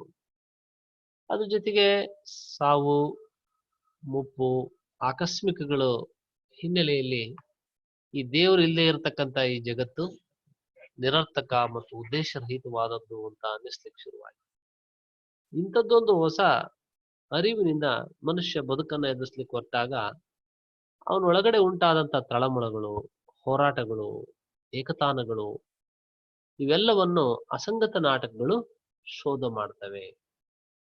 ಅಂದ್ರೆ ಇಲ್ಲಿವರೆಗೆ ಬಳಸಿದ ಈ ನಾಟಕೀಯ ವಿಧಾನಗಳಿದಾವಲ್ಲ, ಅವುಗಳಿಗೆ ಬದಲಾಗಿ ಅಸಂಗತ ಅನ್ನಿಸುವ ಈ ಬದುಕನ್ನ, ಅಂದ್ರೆ ಒಂದಕ್ಕೊಂದು ಸಂಗತ ಇಲ್ಲದೆ ಇರತಕ್ಕಂತ ಈ ಬದುಕನ್ನ ನಾವು ಮಂಡಿಸ್ಲಿಕ್ಕೆ, ಅಂದ್ರೆ ಪ್ರೆಸೆಂಟ್ ಮಾಡ್ಲಿಕ್ಕೆ ಅಸಂಗತವಾದ ವಿಧಾನವನ್ನೇ ನಾವು ಆಶ್ರಯಿಸಬೇಕು ಅಂತ ಹೇಳಿ, ಅದು ನಾಟಕದ ವಸ್ತು ಇರ್ಬೋದು, ರೂಪ ಇರ್ಬೋದು, ಎರಡರಲ್ಲೂ ಕೂಡ ಅಸಂಗತ ನಾಟಕಗಳು ಪರಂಪರಾಗತವಾಗಿ ಬೆಳೆದು ಬಂದಿರತಕ್ಕಂತ ಈವರೆಗಿನ ನಾಟಕಗಳಿಗಿಂತ ಭಿನ್ನವಾಗಿ ಇವು ಕಾಣಿಸ್ಕೊಂಡು, ನಾವು ಈ ಹಿನ್ನೆಲೆಯಲ್ಲಿ ಕನ್ನಡ ನವ್ಯ ನಾಟಕಗಳು ಮತ್ತು ಪಾಶ್ಚಾತ್ಯ ಅಸಂಗತ ರಂಗಭೂಮಿಯ ಸಂಬಂಧವನ್ನ ನಾವು ಪರಿಶೀಲನೆ ಮಾಡಿದ್ರೆ, ನಮ್ಮ ಯಶಸ್ವಿ ನವ್ಯ ನಾಟಕಗಳು ಅಸಂಗತ ರಂಗಭೂಮಿಯ ಪ್ರಭಾವಕ್ಕೆ ತೆರೆದುಕೊಂಡದ್ದು ಕೇವಲ ವ್ಯಕ್ತಿನಿಷ್ಠವಾಗದೆ ಸಾಮಾಜಿಕವಾಗಿಯೂ ಅವು ಪ್ರಸಕ್ತವಾಗ್ತವೆ ಅನ್ನೋದು ಗಮನಾರ್ಹ.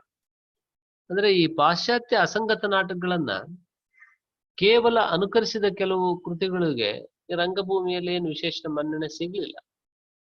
ಆದ್ರೆ ಬದುಕಿನ ಅರ್ಥರಹಿತತೆಯನ್ನ, ಅದ್ರ ಜೊತೆಗೆ ಸಾಮಾಜಿಕ ಅವನತಿ ಎರಡನ್ನೂ ಒಟ್ಟಿಗೆ ಚರ್ಚೆ ಮಾಡೋ ಅಂತ ನಾಟಕಗಳು ಯಶಸ್ವಿ ಆಗ್ತವೆ. ಉದಾಹರಣೆ ತುಘಲಕ್ ಇರ್ಬೋದು, ತೆರೆಗಳು ಇರ್ಬೋದು, ಚಾಳೇಶ ಇರ್ಬೋದು, ಅಂದ್ರೆ ಕಾರ್ನಾಡರ ತುಘಲಕ್ಕು, ಲಂಕೇಶರ ತೆರೆಗಳು, ಕಂಬಾರರ ಚಂದ್ರಶೇಖರ ಕಂಬಾರ ಚಾಳೇಶ, ತೇಜಸ್ವಿಯವರ ಯಮಳ ಪ್ರಶ್ನೆ, ನಾರತ್ನ ಅವರ ಎಲ್ಲಿಗೆ, ಈ ಮುಂತಾದ ನವ್ಯ ನಾಟಕಗಳು ಅಸಂಗತ ವಿಚಾರಗಳನ್ನ ಮಂಡನೆ ಮಾಡ್ತಾರೆ. ಅದು ವಸ್ತು ರಚನೆ ಇರ್ಬೋದು, ಪಾತ್ರಗಳ ನಿರೂಪಣೆ ಇರ್ಬೋದು, ಅಲ್ಲೆಲ್ಲ ಸಾಂಪ್ರದಾಯಿಕವೇ ಆಗಿದ್ದು ವೈಚಾರಿಕವಾಗಿ ಈ ಅಸಂಗತವಾದದ ಪ್ರಭಾವವನ್ನು ಕಾಣಬಹುದು.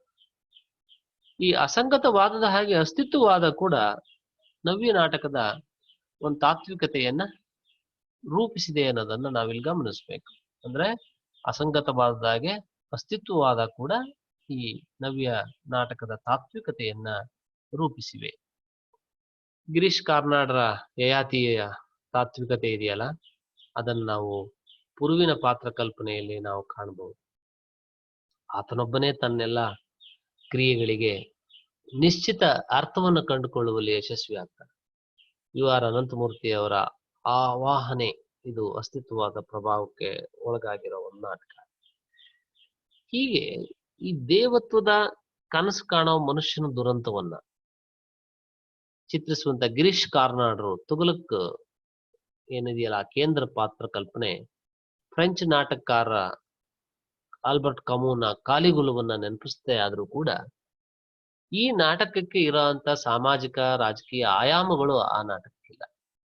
ಅಂದ್ರೆ ವಿಶೇಷವಾಗಿ ಅಸ್ತಿತ್ವವಾದ ಮತ್ತು ಅಸಂಗತವಾದ ಏನಿದಾವೆ ತತ್ವಗಳನ್ನ ಪಶ್ಚಿಮದಲ್ಲಿರೋದು ಬೇರೆ, ನಮ್ಮಲ್ಲಿರೋದು ಬೇರೆ.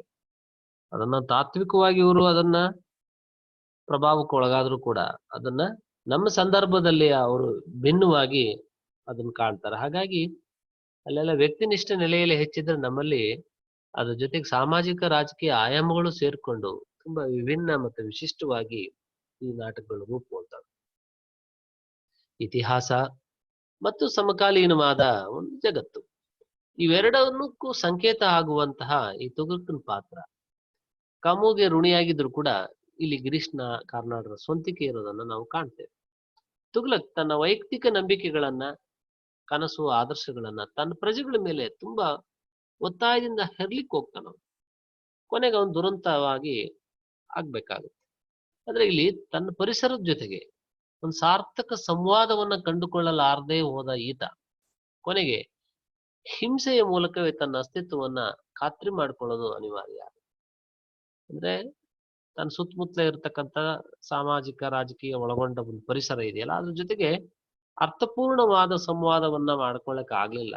ಕೊನೆಗೆ ತನ್ನ ಹಿಡಿದಲ್ಲಿ ಇಟ್ಕೊಂಡು ತನ್ನ ಅಸ್ತಿತ್ವ ನಾನಿದ್ದೀನಿ ಅನ್ನೋ ತೋರಿಸ್ಬೇಕು ಅಂದ್ರೆ ಹಿಂಸೆಯನ್ನೇ ಅವನು ಕೈಗೆತ್ಕೊಳ್ಬೇಕಾಗುತ್ತೆ. ಈಗ ತುಘಲಕ್ ಈ ದ್ವಂದ್ವ ಇದೆಯಲ್ಲ, ಆ ದ್ವಂದ್ವದಲ್ಲಿ ನಾವು ಅಸಂಗತ ಗುಣವನ್ನ ಕಾಣಬಹುದು. ಇನ್ನು ಬಹಳ ಮಹತ್ವದ ಮತ್ತೋರ್ವ ಲೇಖಕ ಪಿ ಲಂಕೇಶ್. ಅವರ ಆರಂಭದ ನಾಟಕಗಳಲ್ಲಿ ಅವರು ವ್ಯಕ್ತಿಯನ್ನ ಸಮಾಜದಿಂದ ಬೇರ್ಪಡಿಸಿ ನೋಡೋ ಪ್ರವೃತ್ತಿ ಇದೆ. ವ್ಯಕ್ತಿ ಮತ್ತು ಸಮಾಜ ಇವುಗಳ ಘರ್ಷಣೆಯೇ ಇವರು ಈ ನಾಟಕದ ಜೀವಾಳ. ನೋಡಿ, ಅವರು ಟಿ ಪ್ರಸನ್ನನ ಗೃಹಸ್ಥಾಶ್ರಮ, ಅದ್ರ ಶೀರ್ಷಿಕೆಯೇ ಒಂದು ಸಾಂಪ್ರದಾಯಿಕತೆಯನ್ನು ಕೆಣಕಂಗಿದೆ. ಟಿ ಪ್ರಸನ್ನನ ಗೃಹಸ್ಥಾಶ್ರಮ ಅಂತ ಒಂದು ಸಾಂಪ್ರದಾಯಿಕತೆಯನ್ನ ಕೆಣಕೋ ಪ್ರಶ್ನೆ ಮಾಡೋ ತರ ಇದೆ. ನನ್ನ ತಂಗಿಗೆ ಒಂದು ಗಂಡು ಕೊಡಿ, ಆ ಶೀರ್ಷಿಕೆಗಳನ್ನು ನೋಡಿ. ಈ ನಾಟಕದಲ್ಲಿ ಬರೋ ಜಗನ್ನಾಥ ತನ್ನ ತಂದೆಯನ್ನ ಯಾವತ್ತೂ ಆಪ್ತವಾಗಿ ಕಂಡವನೇ ಅಲ್ಲ, ನೋಡಿದವನಲ್ಲ, ಸರಿಯಾಗಿ ಅವನ ಜೊತೆಗೆ ಒಡನಾಟವೇ ಇಲ್ಲ. ಅವನ ಪಾಡಿಗೆ ಅವನು ರಾಜಕಾರಣ ಮಾಡ್ಕೊಂಡು ದೂರದಲ್ಲಿದ್ದಾನೆ, ಇವನು ತನ್ನ ಊರಲ್ಲಿದ್ದಾನೆ. ಹಿಂಗೆ ಎಂದೂ ಕಂಡಿಲ್ದ ಇರೋನು ಅವನು ದ್ವೇಷ ಮಾಡ್ತಿರ್ತಾನ ಅವ್ರ ತಂದೆಯನ್ನ, ವಿನಾಕಾರಣ ದ್ವೇಷ ಮಾಡ್ತಾನ. ನೀವು ಇಲ್ಲಿ ಈ ತರದ ಪ್ರಸಂಗಗಳನ್ನ ಗಮನಿಸ್ಬೇಕು. ಇನ್ನು ಪೊಲೀಸರಿದ್ದಾರೆ ಎಚ್ಚರಿಕೆ, ಅಲ್ಲಿ ಬರೋಂತ ರುದ್ರಮೂರ್ತಿ ಆ ಪಾತ್ರ ನೋಡಿ. ಅವ್ರು ಯಾವತ್ತೂ ಪೊಲೀಸರ ಜೊತೆಗೆ ಮುಖಾಮುಖಿನೇ ಆಗಿಲ್ಲ, ಆದ್ರೂ ಸುಮ್ನೆ ಅವರೆಲ್ಲ ನನ್ನ ವೈರಿಗಳು ಅಂತ ಅವ್ನು ಭಾವಿಸ್ಕೊಂಡ್ಬಿಟ್ಟಿರ್ತಾನೆ. ಬಿರುಕು, ಅವ್ರದ್ದೇ ಒಂದು ಬಿರುಕು ಕಾದಂಬರಿ ಇದೆ, ಅದನ್ನ ಆಧಾರವಾಗಿ ಇಟ್ಕೊಂಡು ಅವರೇ ಬರೆದ ನಾಟಕ ಬಿರುಕು ಲಂಕೇಶ್ ಅವರು. ಅಲ್ಲಿ ಬರುವ ಬಸವರಾಜನಿಗೆ ತಾನು ಯಾವುದರಿಂದ ತಪ್ಪಿಸ್ಕೊಂಡು ಓಡ್ತಾ ಇದ್ದೀನಿ ಅನ್ನೋದ್ರ ಬಗ್ಗೆನೇ ಸ್ಪಷ್ಟ ಅರಿವಿಲ್ಲ.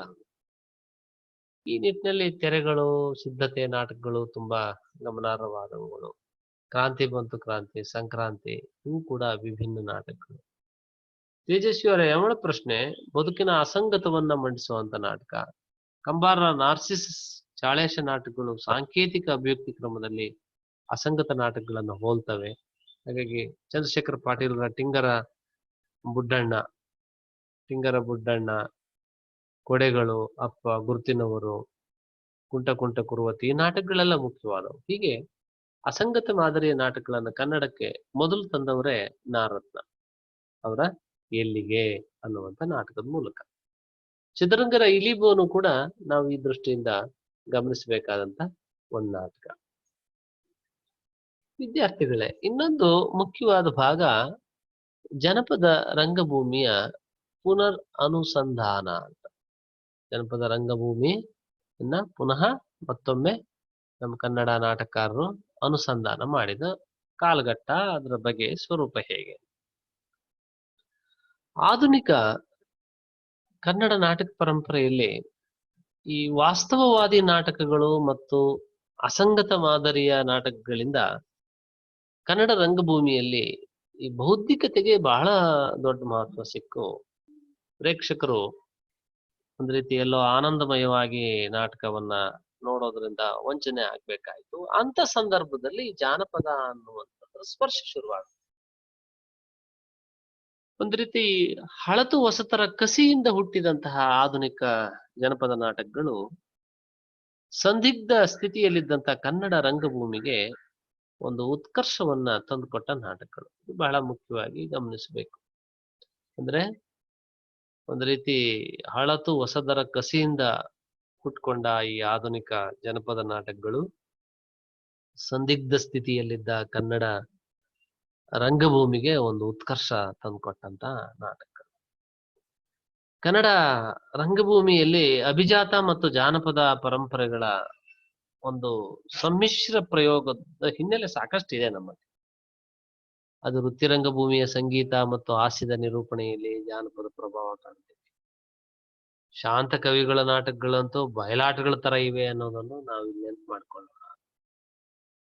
ಹೀಗೆ ಈ ವೃತ್ತಿ ರಂಗಭೂಮಿ ನವೋದಯ ಪರಂಪರೆಯಲ್ಲಿಯೂ ಜಾನಪದದ ಹಿನ್ನೆಲೆಯನ್ನ ನಾವು ಸ್ಥೂಲವಾಗಿ ಗುರುತಿಸಿದ್ರು ಕೂಡ ಜಾನಪದವನ್ನ ವ್ಯಾಪಕವಾಗಿ ಮೊದಲು ಬಳಸಿಕೊಂಡವರು ನವ್ಯದ ನಾಟಕಕಾರರು. ಅಂದ್ರೆ ಜಾನಪದವನ್ನ ಅತ್ಯಂತ ವ್ಯಾಪಕವಾಗಿ ಮೊದಲು ಬಳಸಿಕೊಂಡಂತ ನಾಟಕಕಾರರು ನವ್ಯರು. ಈ ಅಸಂಗತ ನಾಟಕಗಳ ಒಂದು ಉಸುಕಿನ ಮಾರ್ಗದಲ್ಲಿ ಸಿಲುಕಿದ್ದಂತಹ ನವ್ಯ, ಈಗ ನಾನು ಹೇಳ್ತಾ ಇದ್ದೇನೆ ಅಸಂಗತ ನಾಟಕಗಳು. ಆ ಅಸಂಗತ ನಾಟಕಗಳ ಉಸುಕಿನ ಮಾರ್ಗದಲ್ಲಿ ಸಿಲುಕಿದ್ದ ನವ್ಯ ನಾಟಕಕ್ಕೆ ಒಂದು ಗಟ್ಟಿಯಾದ ತಾತ್ವಿಕ ನೆಲೆಗಟ್ಟು ದೊರೆತಂಗಾಯ್ತು. ಅದು ಜನಪದ ರಂಗಭೂಮಿಯ ದೃಷ್ಟಿಯಿಂದಲೂ ಒಂದು ಉತ್ತಮ ಬೆಳವಣಿಗೆ ಅಂತ ಹೇಳ್ಬೋದು. ಶಿವರಾಮ್ ಕಾರಂತರ ಬಿಟ್ರೆ ಯಾರೊಬ್ರು ಕೂಡ ಜಾನಪದ ನಾಟಕಗಳನ್ನ ಆಧುನಿಕ ಸಂದರ್ಭಕ್ಕೆ ಅವರು ಅದನ್ನು ಒಗ್ಗಿಸ್ಕೊಂಡಿರ್ಲಿಲ್ಲ. ಯಾಕಂದ್ರೆ ಈಗಾಗಲೇ ಅವ್ರದ್ದು ಜನಪದ ರಂಗಭೂಮಿಯ ವೈವಿಧ್ಯತೆಗಳನ್ನು ಹೇಳುವ ಚರ್ಚೆ ಮಾಡಿದ್ದೇನೆ. ಯಕ್ಷಗಾನ ಇತ್ಯಾದಿಗಳನ್ನೆಲ್ಲ ಅವರು ಬ್ಯಾಲೆ ಅನ್ನುವಂಥದ್ದು ಒಂದು ಹೊಸ ಪ್ರಕಾರವನ್ನು ರೂಪಿಸಿಕೊಂಡು ಅದನ್ನು ಆಧುನಿಕ ಸಂದರ್ಭಕ್ಕೆ ಹೆಂಗೆ ನಾವು ಪ್ರಸ್ತುತ ಮಾಡಬೇಕು ಅನ್ನೋ ಪ್ರಯೋಗದಲ್ಲಿ ನಿರತರಾಗಿದ್ದರು ಕಾರಂತರು. ಹಾಗಾಗಿ ಕಾರಂತರು ಬಹಳ ಹಿಂದೆಯಿಂದ ಮಾಡಿದ್ದಾರೆ. ಅವ್ರು ಬಿಟ್ರೆ ಬೇರೆ ಯಾರು ಕೂಡ ಜಾನಪದವನ್ನ ನಮ್ಮ ಪರಿಸರಕ್ಕೆ ಆಧುನಿಕಕ್ಕೆ ಹೆಂಗ್ ತರಬಹುದು ಅನ್ನೋದನ್ನ ಯೋಚನೆ ಮಾಡಿರ್ಲಿಲ್ಲ. ಆದ್ರೆ ಈ ನವ್ಯ ಸಂದರ್ಭದಲ್ಲಿ ಏನ್ ಬಂದ್ವಲ್ಲ, ಜನಪದ ಕತೆ ವಸ್ತು ಇಟ್ಕೊಂಡ್ ನಾಟಕಗಳು, ಅವುಗಳು ಮೂಲಕ ಈ ಬಯಲಾಟಗಳು ಒಂದು ಪುನರ್ಜನ್ಮ ಪಡೆದಂಗಾಯ್ತು. ನಗರ ಪ್ರದೇಶದಲ್ಲಿದ್ದ ಜನರಿಗೆ ಒಂಥರ ಉಲ್ಲಾಸ ಆಯ್ತು. ಹಾಗಾಗಿ ಜನಪದ ರಂಗಭೂಮಿಯ ಮರುಹುಟ್ಟು ಅಥವಾ ಜನಪದ ರಂಗಭೂಮಿಯ ಪುನರ್ ಅನುಸಂಧಾನ ಅಂತಲೇ ಹೇಳ್ಬೋದು. ಅಂದ್ರೆ ಯಾವಾಗಿದು ನವ್ಯ ಸಂದರ್ಭದಲ್ಲಿ, ಅಂದ್ರೆ ನವ್ಯ ಜನಪದ ನಾಟಕಗಳ ಮೂಲಕ ಬಯಲಾಟಗಳಿಗೆ ಒಂಥರ ಪುನರ್ಜನ್ಮ ಬಂದಂಗಾಯ್ತು.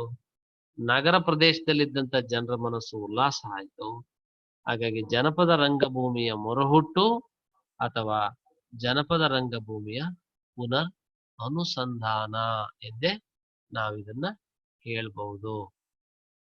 ಇನ್ನು ಜರ್ಮನ್ ನಾಟಕಕಾರ ಬ್ರೆಕ್ಟನ ಒಂದು ಮುಕ್ತ ರಂಗಭೂಮಿಯ ಕಲ್ಪನೆ ಇದೆಯಲ್ಲ, ಆ ಬ್ರೆಕ್ಟನ ಮುಕ್ತ ರಂಗಭೂಮಿಯ ಕಲ್ಪನೆ ನವ್ಯ ನಾಟಕಕಾರರಿಗೆ ಈ ತರದ ಒಂದು ಹೊಸ ಸಾಧ್ಯತೆಯನ್ನು ಸೂಚಿಸುತ್ತೆ. ಬ್ರೆಕ್ಟ್ ಪ್ರತಿಪಾದಿಸಿರುವಂತಹ ಈ ರಚನಾ ತಂತ್ರ ಇದೆ, ನಾಟಕದ ರಚನಾ ತಂತ್ರ ನಮ್ಮ ಬಯಲಾಟಗಳಿಗೆ ಸ್ವಲ್ಪ ಹತ್ರ ಇದೆ. ಅಂದ್ರೆ ಹಾಡುಗಳು ಬರ್ತವೆ, ಸ್ವಗತಗಳು, ವ್ಯಾಖ್ಯಾನಗಳು, ವಿವರಣೆಗಳಿಂದ ಕೂಡಿದಂತೆ ಈ ಜನಪದ ಕಥೆಗಳನ್ನ ಅಲ್ಲಲ್ಲೇ ಬಳಸಿಕೊಳ್ಳಲಾಗುತ್ತೆ.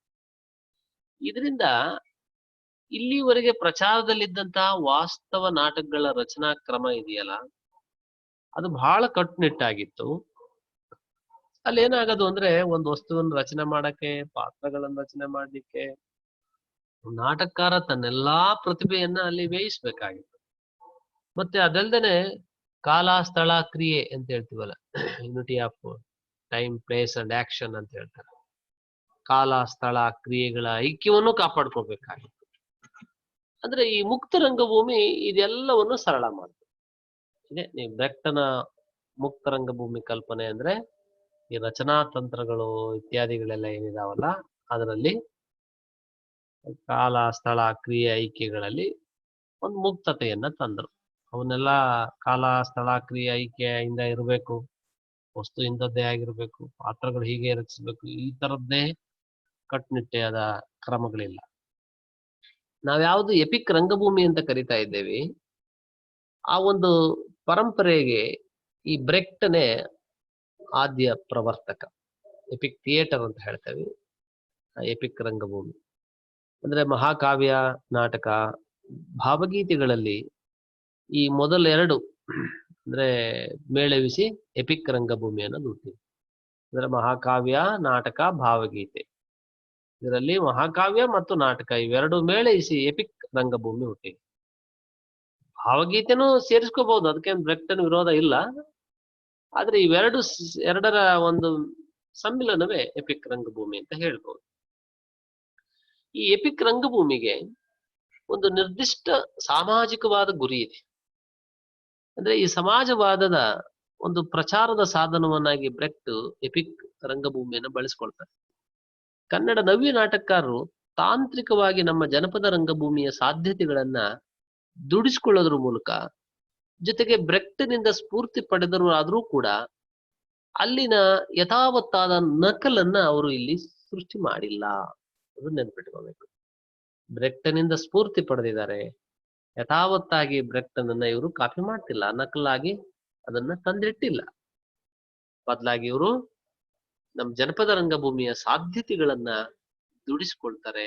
ಅದಕ್ಕೆ ಬ್ರೆಕ್ಟನ ಸ್ಫೂರ್ತಿ ಬಹಳ ಮುಖ್ಯವಾಗಿ ನೆರವಾಗುತ್ತೆ. ಚಂದ್ರಶೇಖರ್ ಕಂಬಾರರು, ಶಿವರಾಮ್ ಕಾರಂತರು, ಗಿರೀಶ್ ಕಾರ್ನಾಡ್ರನ್ನ ನಾವು ಮುಖ್ಯವಾಗಿ ಈ ಆಧುನಿಕ ಜಾನಪದ ರಂಗಭೂಮಿಯ ಒಂದು ಉಗಮ, ಉತ್ಕರ್ಷ ಇವೆಲ್ಲ ಕಾರಣರಾದಂಥವ್ರು ಅಂತ ನಾವು ನೆನಪಿಸ್ಕೊಳ್ತೇವೆ. ಕನ್ನಡದ ಮೊದಲ ಜನಪದ ನಾಟಕ ಚಂದ್ರಶೇಖರ ಕಂಬಾರರ ಕೃತಿಗಳು ಮತ್ತು ಜಾನಪದ ಹಿನ್ನೆಲೆಯಿಂದ ಅವು ತುಂಬಾ ಅನನ್ಯವಾಗಿವೆ. ತಮ್ಮ ನಾಟಕೀಯ ಅಭಿವ್ಯಕ್ತಿಗೆ ಕಂಬಾರರಾಗೆ ಸಮಗ್ರವಾಗಿ ಜನಪದ ರಂಗಭೂಮಿಯನ್ನ ಬಳಸಿಕೊಂಡ ಆಧುನಿಕ ಕನ್ನಡ ನಾಟಕಕಾರ ಮತ್ತೊಬ್ಬರಿಲ್ಲ ಅಂತ ಹೇಳ್ಬೋದು. ಅಂದ್ರೆ ಮತ್ತೊಬ್ಬರಿಲ್ಲ ಅಲ್ಲಿ. ಅಂದ್ರೆ ಮುಖ್ಯವಾಗಿ ಕಂಬಾರರು, ಕಾರ್ನಾಡರು, ಕಾರಂತರನ್ನ ಹೇಳಿದ್ರು ಕೂಡ ಜನಪದ ರಂಗಭೂಮಿಯನ್ನ ಆಧುನಿಕ ಕಾಲಘಟ್ಟಗಳಲ್ಲಿ ಅದನ್ನ ಮತ್ತೆ ಉತ್ಕರ್ಷಕ್ಕೆ ಕೊಂಡೊಯ್ದವರು ಅಂತ.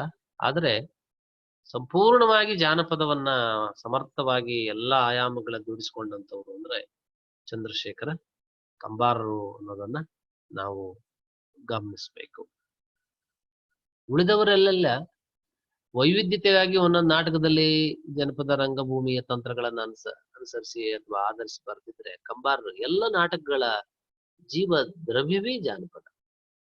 ಅಂದ್ರೆ ಆಧುನಿಕ ಸಂವೇದನೆಗಳನ್ನ ಅವರು ಜಾನಪದ ಒಂದು ಶೈಲಿಯಲ್ಲಿ ಮಂಡಿಸ್ಲಿಕ್ಕೆ ಕಂಬಾರರು ಪ್ರಯೋಗ ಮಾಡ್ತಾರೆ. ಇದು ಕನ್ನಡ ರಂಗಭೂಮಿಯಲ್ಲಿ ತುಂಬಾ ವಿಶಿಷ್ಟವಾದದ್ದು.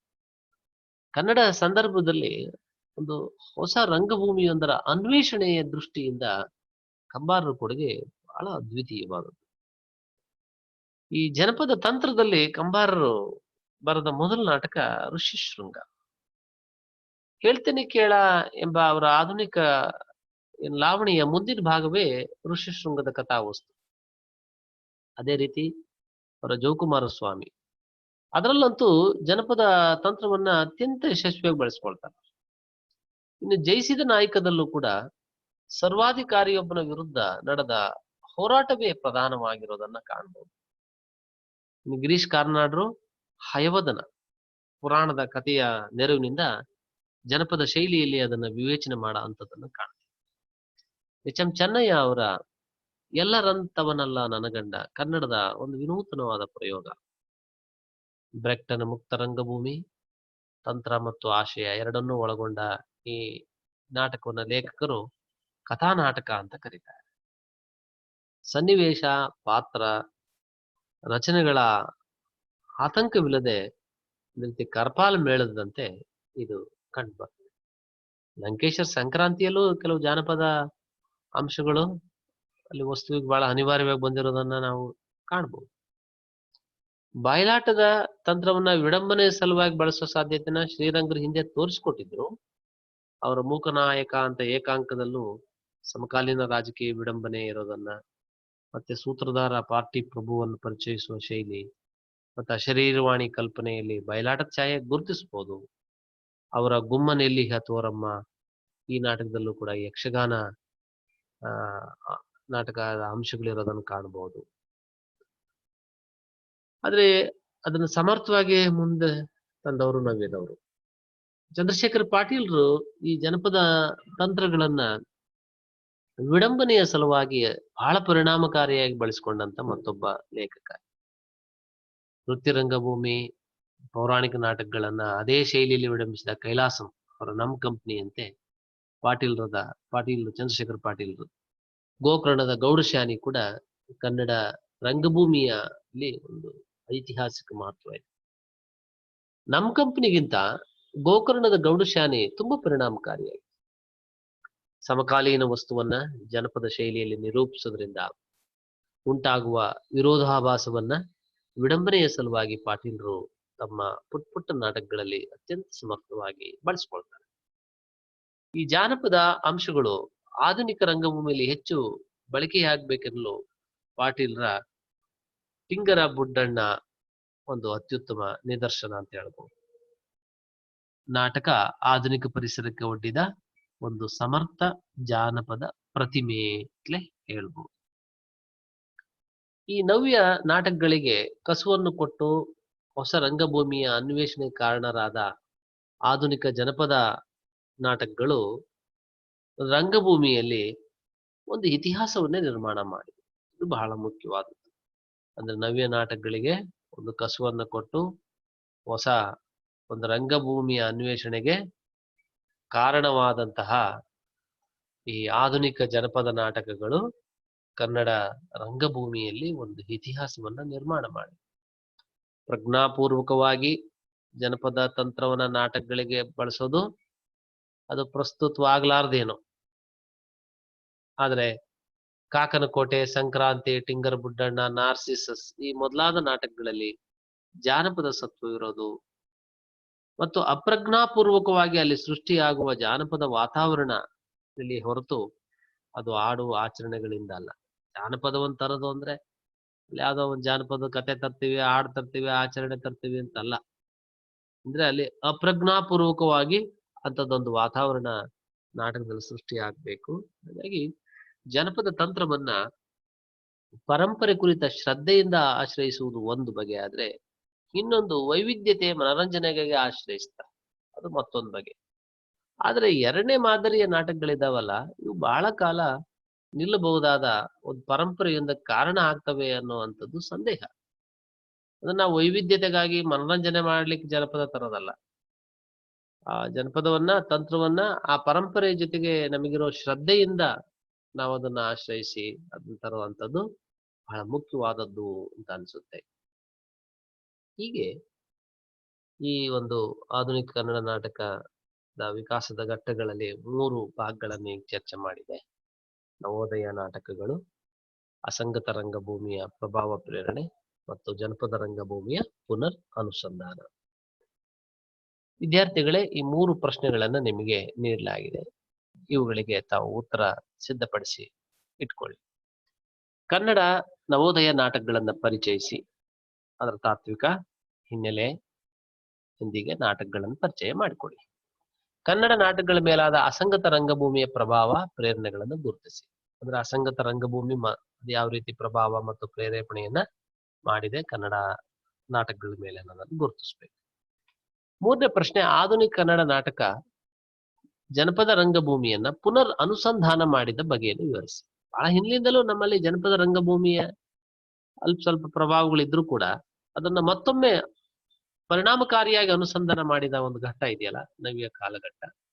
ಆ ಒಂದು ಘಟ್ಟದ ನಾಟಕಗಳನ್ನ ಇಟ್ಕೊಂಡು ನೀವು ಹೇಗೆ ಆ ಅನುಸಂಧಾನವನ್ನ ಮಾಡಿದೆ ಅನ್ನೋದನ್ನ ವಿವರಿಸಬೇಕಾಗುತ್ತೆ. ಪರಾಮರ್ಶನ ಕೃತಿಗಳಿದಾವೆ.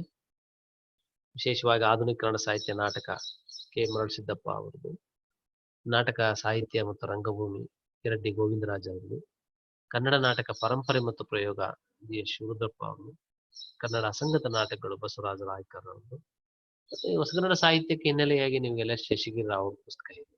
ಇಷ್ಟು ಕೃತಿಗಳನ್ನ ತಾವು ಪರಾಮರ್ಶನ ಮಾಡೋದ್ರ ಮೂಲಕ ಈ ಕೊಟ್ಟಿರುವ ಪ್ರಶ್ನೆಗಳಿಗೆ ಉತ್ತರಗಳನ್ನ ಸಿದ್ಧಪಡಿಸುವ ಮೂಲಕ ಈ ಭಾಗಗಳನ್ನ ಇನ್ನಷ್ಟು ಆಳವಾಗಿ ತಿಳ್ಕೊಳ್ಳಿಕ್ಕೆ ಪ್ರಯತ್ನ ಮಾಡಿ.